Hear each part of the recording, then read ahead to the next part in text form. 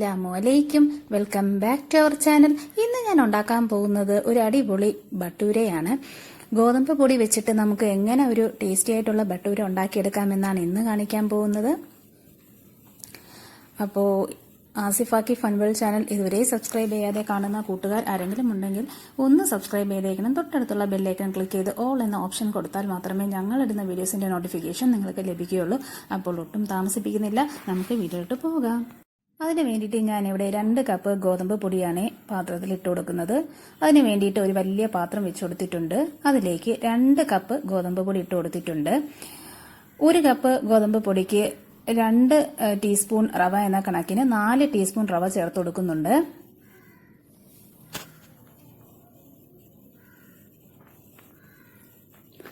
അതിനുശേഷം 1 ടീസ്പൂൺ പഞ്ചസാര ചേർത്ത് കൊടുക്കുന്നുണ്ട്.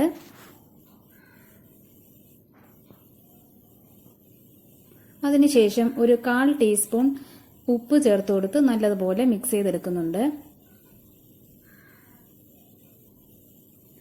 ആദ്യം സ്പൂൺ വെച്ചിട്ട് നല്ലതുപോലെ മിക്സ് ചെയ്ത് കൊടുക്കുക.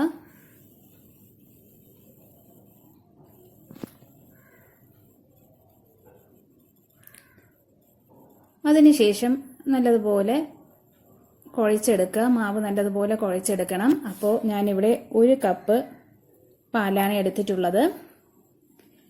1 കപ്പ് പാല് ഒഴിച്ചു കൊടുത്ത് നല്ലതുപോലെ മാവ് കുഴച്ചെടുക്കുന്നുണ്ട്.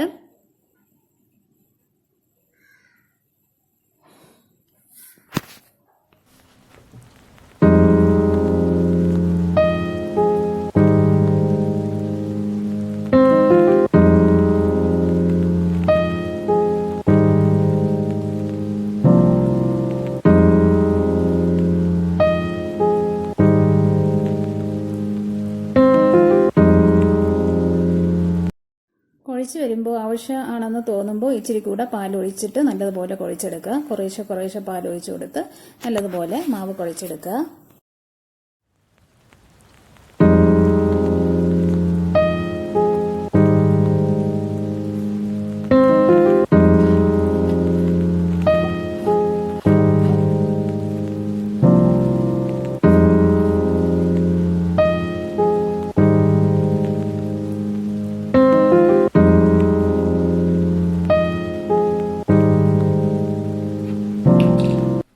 റവ ചേർത്തത് കൊണ്ട് തന്നെ മാവ് കുറച്ച് കട്ടിയായിരിക്കും. അതുകൊണ്ട് നമുക്ക് കയ്യിൽ കുറച്ച് ഓയിൽ പുരട്ടിയിട്ട് മാവിലേക്ക് നല്ലതുപോലെ സ്പ്രെഡ് ചെയ്ത് കൊടുക്കുന്നുണ്ട്.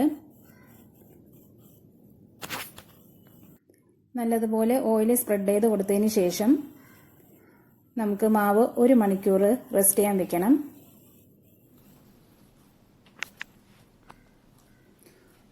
അപ്പോൾ ഞാനിവിടെ 1 മണിക്കൂർ മാവ് റെസ്റ്റ് ചെയ്യാൻ വെക്കുകയാണ്.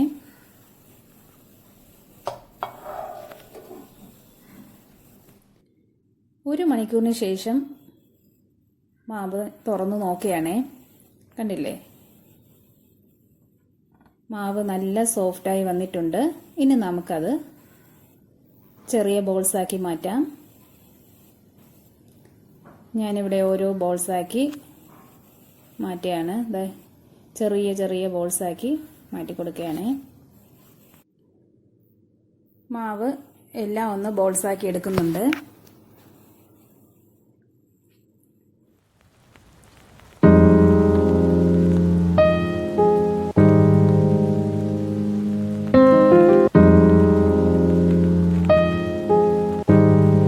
മാവെല്ലാം ബോൾസാക്കി എടുത്തിട്ടുണ്ട്. ഇനി നമുക്ക് ഒന്ന് പരത്തിയെടുക്കണം. അപ്പോൾ ഞാനിവിടെ ചപ്പാത്തി പലവയിലാണ് പരത്തിയെടുക്കുന്നത്. നിങ്ങൾക്ക് പ്രസ്സും ഉപയോഗിക്കാം. ഞാനിവിടെ ചപ്പാത്തി പലവയിലാണ് പരത്തിയെടുക്കുന്നത്. അപ്പോൾ ഓരോന്നായിട്ട് പരത്തിയെടുക്കാം.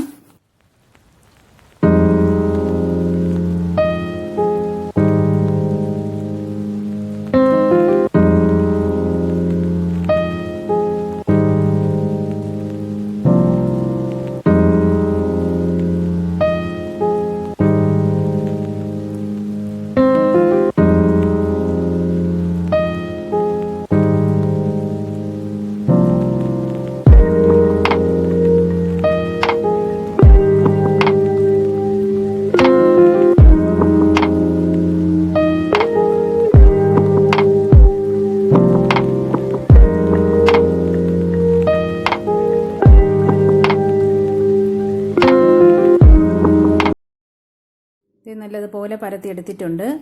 ഇതിനൊരു റൗണ്ട് ഷേപ്പ് കിട്ടണമെന്നുണ്ടെങ്കിൽ ഇതുപോലത്തെ ഒരു അടപ്പ് വെച്ച് കൊടുത്ത് അതൊന്ന് പ്രസ് ചെയ്തെടുക്കുക. പ്രസ് ചെയ്ത് കൊടുക്കുമ്പോൾ മാവ് നല്ല റൗണ്ട് ഷേപ്പിൽ കിട്ടും. കണ്ടോ, ഇങ്ങനെ ചെയ്തെടുക്കുമ്പം നല്ല ഷേപ്പ് കിട്ടും, റൗണ്ട് ഷേപ്പ് കിട്ടും. അപ്പോൾ റൗണ്ട് ഷേപ്പ് വേണമെന്നുള്ളവർക്ക് ഇത് വെച്ചിട്ട് ചെയ്തെടുക്കാവുന്നതാണ്. ഏതെങ്കിലും പാത്രത്തിൻ്റെ അടപ്പ് വെച്ചിട്ട് നമുക്ക് നല്ലതുപോലെ പ്രസ് ചെയ്ത് കൊടുക്കുമ്പോഴത്തേക്കും മാവ് നല്ല റൗണ്ട് ഷേപ്പിൽ കിട്ടിയിട്ടുണ്ട്. കണ്ടോ, ഇനി നമുക്ക് ഇതുപോലെ ഓരോന്നായിട്ട് ചെയ്തെടുക്കാം.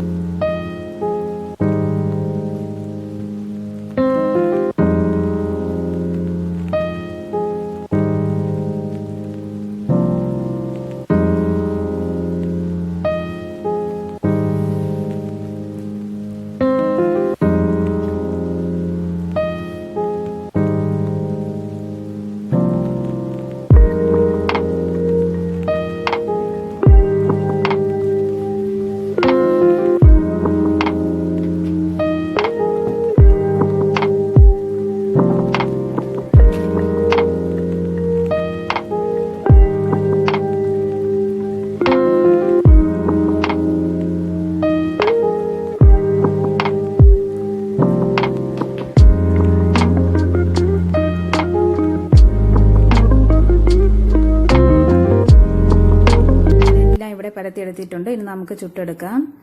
നല്ല ചൂടായ എണ്ണയിൽ ഇട്ട് കൊടുക്കുകയാണേ. നല്ലതുപോലെ പൊങ്ങി വരുന്നുണ്ട്. കണ്ടോ കണ്ടോ ഇനി നമുക്ക് അതൊന്ന് മറിച്ചിട്ട് കൊടുക്കാം.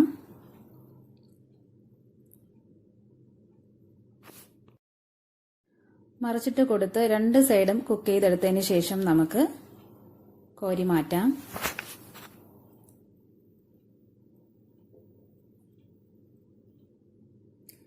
കണ്ടോ, നല്ലതുപോലെ പൊങ്ങി വന്നിട്ടുണ്ട് ഭട്ടൂര. കണ്ടോ, അടിപൊളി ആയിട്ട് പൊങ്ങി വന്നിട്ടുണ്ട്. ഇനി നമുക്ക് ഓരോന്നായിട്ട് ഇട്ട് കൊടുക്കാം.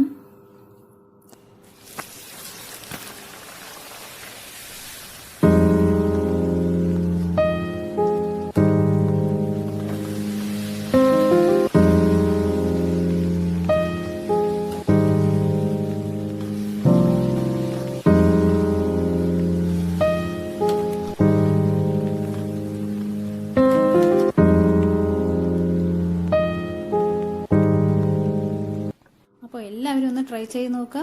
അപ്പോൾ ഇത്രയേ ഉള്ളൂ. വീഡിയോ ഇഷ്ടപ്പെട്ടിട്ടുണ്ടെങ്കിൽ ലൈക്ക് ചെയ്യുക, ഷെയർ ചെയ്യുക, സബ്സ്ക്രൈബ് ചെയ്യുക, കമന്റ് ചെയ്യുക. എല്ലാവരും ഒന്ന് സപ്പോർട്ട് ചെയ്തേക്കണേ.